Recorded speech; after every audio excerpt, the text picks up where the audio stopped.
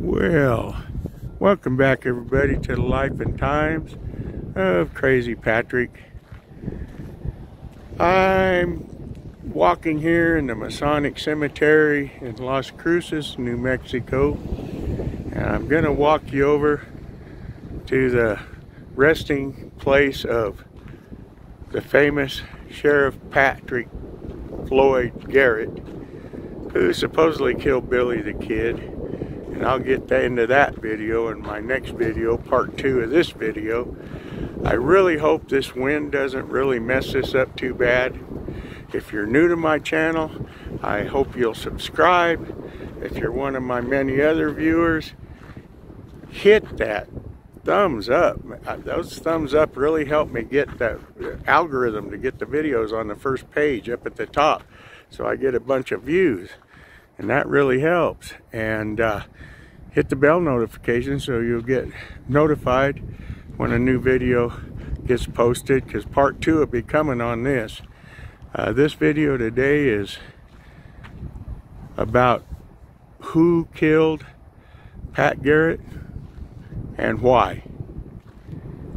You know, it's a well-known fact that Pat Garrett's whole goal in life was fame and fortune. He was involved in many business deals, and it just seemed like everything he touched failed. And I believe the reason he was murdered was, again, he was going after that fame and fortune. Even though he was no longer a sheriff, excuse me, I didn't mean to cough there. Even though he was no longer a sheriff, at the time he was murdered, there was a $10,000 reward for whoever solved the murder of Colonel Albert Fountain and his 8-year-old son. Now, Colonel Fountain retired obviously from the military, was an attorney, and also he was U.S. District Attorney. And during that time he had taken care of a whole bunch of land fraud cases. He had busted up a gang up by Hillsboro, New Mexico. And there was a group of guys that they say they were changing cattle brands. Well, you know what that is. That's cattle rustling. And this group included W.W. Cox, Oliver Lee, a guy by the name of Jim Gilliland, Carl Adamson, and wouldn't you know it, Wayne Brazel. Brazel was working on the Cox Ranch at the time that they were rustling cattle. Well, Colonel Fountain had taken his 8-year-old son with him over to Lincoln, New Mexico, over to the Lincoln County Courthouse to file charges on this group for cattle rustling. When he was at the courthouse, he found a note. Somebody had left a note that that said that if he didn't forget about the charges, that he wasn't going to make it back to Las Cruces.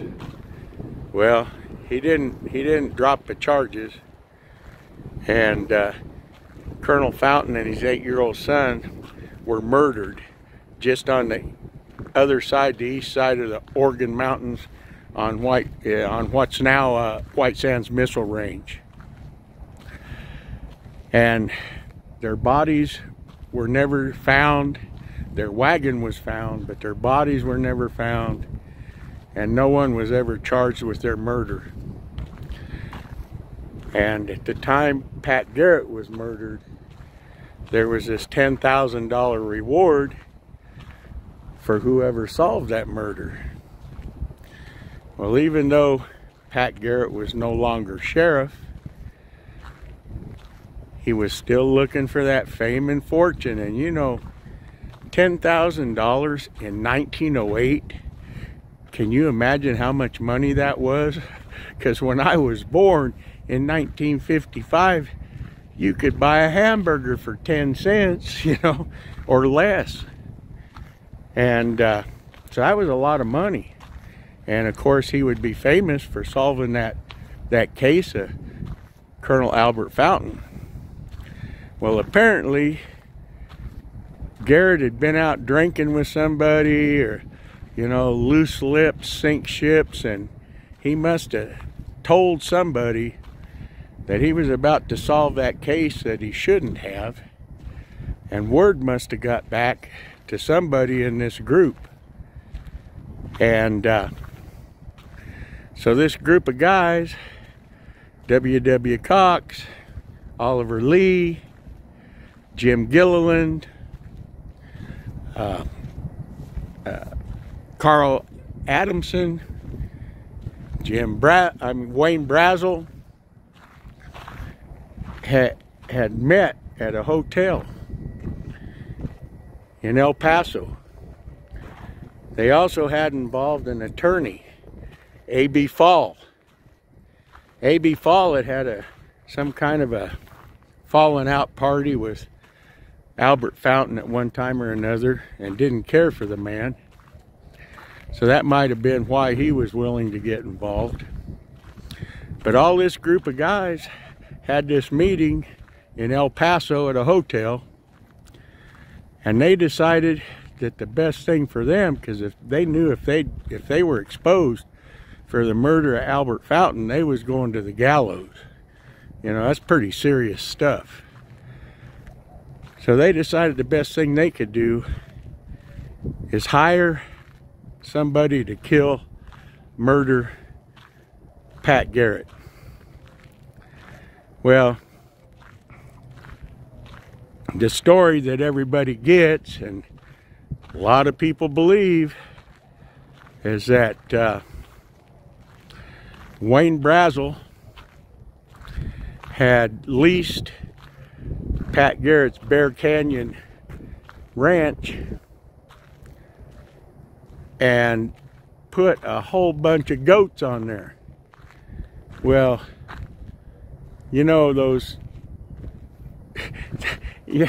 goats and cattlemen do not get along, you know, and you know that had to just make Pat Garrett really mad. But I guess Pat Garrett's one of his sons is who actually leased the ranch to Brazel. Well, Pat Garrett was trying to sell the ranch, and just so happened Carl Adamson was supposedly interested in buying this ranch. Well, Brazel says, I'm not giving up, you know, I'm not giving up this ranch unless I'm not gonna terminate the lease unless whoever buys it buys all the goats. And the story goes that there was supposed to be 1,200 goats, and it ended up being like 1,800 or 1,900 goats.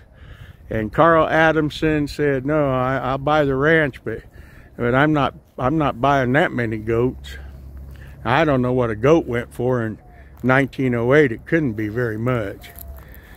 But so I guess Carl Adamson had been out at the Bear Canyon Ranch with Pat Garrett, and they were on their way to Las Cruces. And here we are, folks. We're at the Garrett family plot here, and I want to get rid of that spot in the camera. But story goes that Adamson and Garrett were on their way to town in a wagon, and there was a shotgun in the wagon. Nobody knows if it was Adamson's or if it was Garrett's, but there was a shotgun laying in the wagon. And they were on their way to town, and along came Wayne Brazel on his horse, and Garrett and Brazel supposedly got into this big argument, and Garrett told him, well, I'll get you off the ranch one way or another, and Adamson had stopped the wagon to relieve himself, and Garrett had got out to do the same thing, and I showed you that location in one of my previous videos. And when Garrett got out, had his back to Brazel, 2 shots rang out, Garrett hit the ground dead. And I kind of use Judge Judy logic, and the way I come to a conclusion on a story is, if a story doesn't make sense, it's a lie. Well, it's well-known fact that Garrett was shot through the back of the head, and it came out his left eye. And then he was shot again, either in the stomach or the chest. The story's either way, but he was already dead from the one that hit him in the head and went through his skull and through his brain. He was dead. And I believe what happened was Adamson and Brazel and this group had planned it all out so they would get Pat Garrett to a predetermined location where this Jim Miller, who they hired to kill Pat Garrett and who had collected the money from A.B. Fall at his office in El Paso, was hiding with a .44 .40 Winchester. And I believe when that wagon stopped and they got out, I believe Jim Miller is the one that shot Garrett in the back of the head. And then Adamson and Brazel were they go, wow, this don't look good, you know. So they rolled him over, and Brazel either shot him in the chest or the stomach, you know, it doesn't matter, he was already dead. So then Adamson and Brazel left the body there. They went on into Las Cruces to the sheriff. Brazel told the sheriff that he and Garrett had gotten into a big argument, and Garrett pulled a shotgun on him, and he had shot Garrett in self-defense. And Adamson, being the only witness, he went along with the story. And just so happened that when Brazel went to trial for the murder, A.B. Fall was his attorney.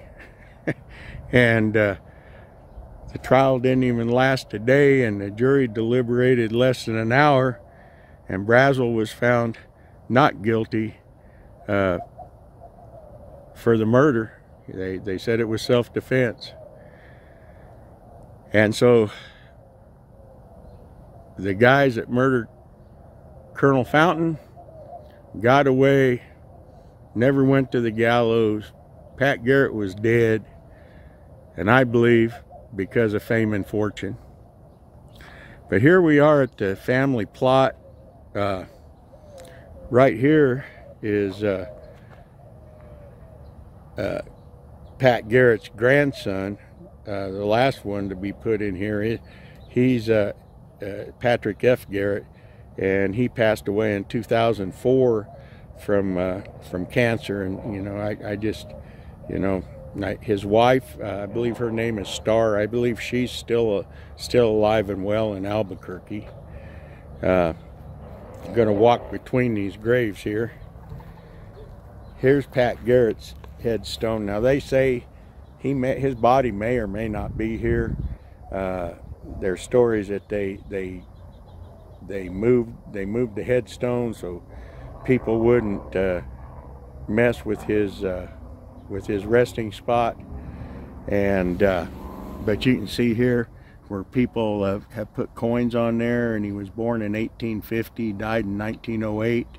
And this is pretty interesting right here. Look, it's where somebody has left a couple .40 caliber shells right there on his grave. That's kind of interesting.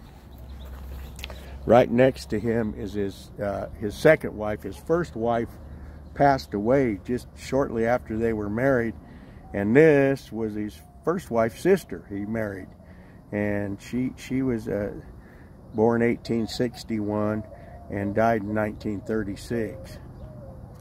On over here are all the rest of the kids. All of their children that are buried here next to them. But guys, that's what I believe got Pat Garrett murdered.